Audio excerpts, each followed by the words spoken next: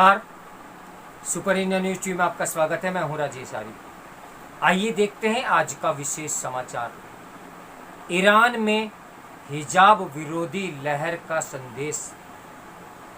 आज के मनुष्य की सांस्कृतिक स्थितियां और आवश्यकताएं इतनी बदल चुकी हैं कि सदियों पुराने इस्लामी कायदे उनके साथ सामंजस्य रखने में असमर्थ हैं। अपने देश के सुप्रीम कोर्ट में हिजाब पर सुनवाई के बीच ईरान में शुरू हुआ हिजाब विरोधी आंदोलन सारी दुनिया का ध्यान खींच रहा है। मुस्लिम स्त्रियों के लिए हिजाब, बुर्का आदि इस्लाम के निर्देशों में शामिल है, इसलिए ये संपूर्ण मुस्लिम जगत में मुस्लिम स्त्रियों की पहचान भी है। ईरान में चल रहा हिजाब विरोधी आंदोलन एक तरह से इस्लामी निर्देशों के विरुद्ध है। चूंकि इस्लाम एक अखंड मतवाद है, इसलिए उसकी एक भी मान्यता खारिज करने का मतलब है संपूर्ण मतवाद पर चोट। यह वैज्ञानिक नियम भी है कि यदि किसी पुस्तक का वाक्य की एक बात भी गलत या अनुपयुक्त साबित हो जाए तो उसकी अन्य बातें भी संदिग्ध हो जाती हैं। इसलिए दुनिया भर के मौलाना इस्लाम में सुधार को नामंजूर करते हैं, क्योंकि एक भी निर्देश छेड़ने का अर्थ है इस्लामी निर्देशों को खारिज करने की सैद्धांतिक स्वीकृति। यदि हिजाब पर अल्लाह की बात अनुपयुक्त मान ली गई तो फिर काफिर, जिहाद, दारुल हर्ब, बुत परस्ती, संगीत विरोध, चित्रकला विरोध, जर्जिया, धम्मी, दत्तक मनाही जैसी धारणाओं और शरीयत के तमाम निर्देशों को भी व्यर्थ मानने में देर नहीं लगेगी। सभी एक ही आधार पर टिके हुए हैं। दुनिया भर के अनुभव दिखाते हैं कि जहां भी मुसलमानों पर इस्लामी सत्ता का शासन नहीं, वहाँ अधिकांश मुसलमान इन बातों को अस्वीकार करते हैं। चुपचाप या बोलकर भी साफ है कि तमाम इस्लामी निर्देश मुसलमानों पर भी जोर जबरदस्ती की लागू किए जाते हैं। अभी ईरान में इसी का विरोध हो रहा है। वहाँ लंबे समय से इस्लामी मतवाद को चुनौती मिलती रही है। 1979 में आयतुल्लाह खुमैनी की इस्लामी क्रांति और फिर सारी दुनिया में मुस्लिम उग्रवाद के उभार में वह कुछ दब गया, लेकिन खत्म नहीं हुआ।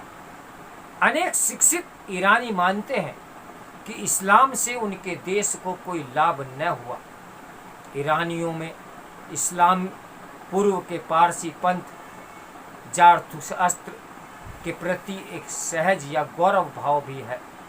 इसलिए आयतुल्लाह खुमैनी ने सत्ता में आकर उस पर चोट की थी। जैथुस्त पंथियों को प्रताड़ित किया गया, कुछ मारे गए, कईयों को जेल हुई और उनकी नौकरियां चली गई। उन्हें बड़े सरकारी सैनिक पदों पर रखना प्रतिबंधित कर दिया गया।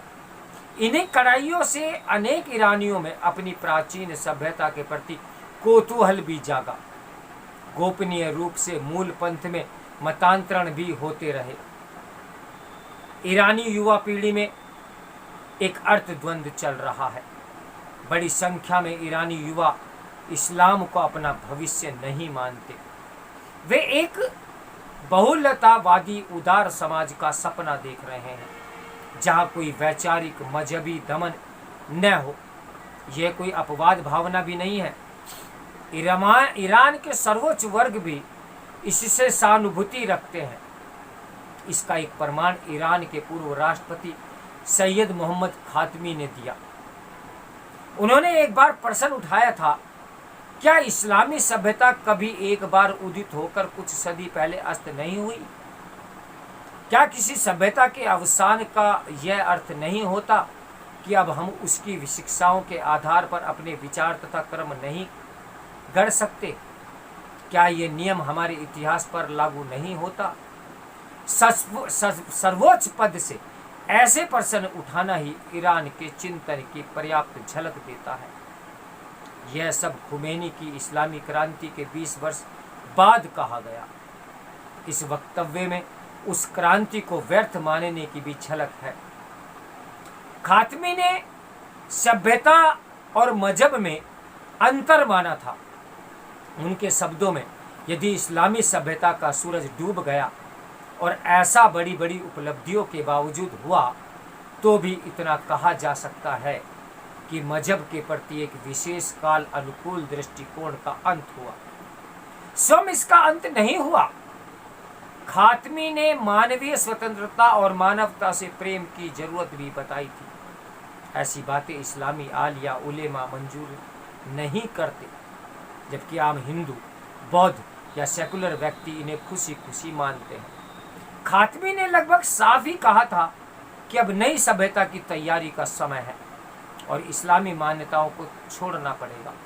हालांकि उन्होंने एक बार भी न कुरान और न ही पैगंबर का उल्लेख किया, न किसी बात के लिए उनकी अनुशंसा उदाहरण देना जरूरी समझा, बल्कि इस्लामी शिक्षाओं को केवल तत्कालीन समाज के लिए उपयुक्त कहकर उसे मनुष्य निर्मित माना, न कि किसी सर्वज्ञानी अल्लाह की देन। राष्ट्रपति खादमी ईरानियों के बीच कोई अपवाद न थे। उनकी बातों पर कोई हंगामा नहीं हुआ। यह सब कहने के 5 वर्ष बाद तक वह राष्ट्रपति बने रहे।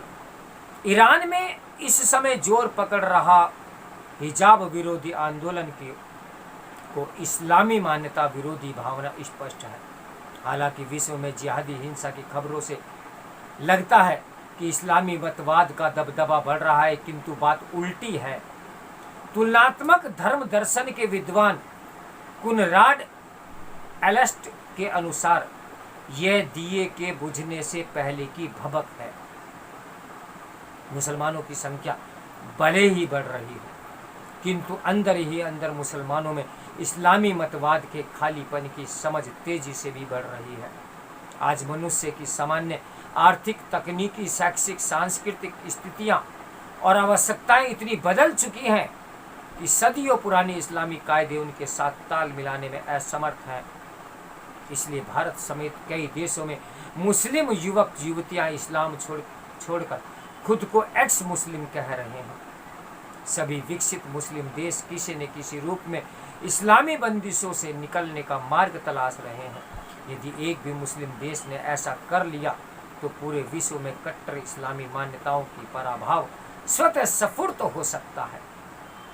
ध्यान रहे, तुर्की, जिसे अब तुर्की कहा जाता है, में ऐसा हो चुका है कि वहाँ के करिश्माई नेता मुस्तफ़ा कमाल पाशा ने 1924 में खलीफा शासन व्यवस्था खत्म कर शरीयत, सूफियों, दरवेशों, मदरसों, अरबी लिपि और इस्लामी पहनावे तक को देश निकाला दे दिया था। उन्होंने तुर्की को सेकुलर यूरोपीय देश बना दिया।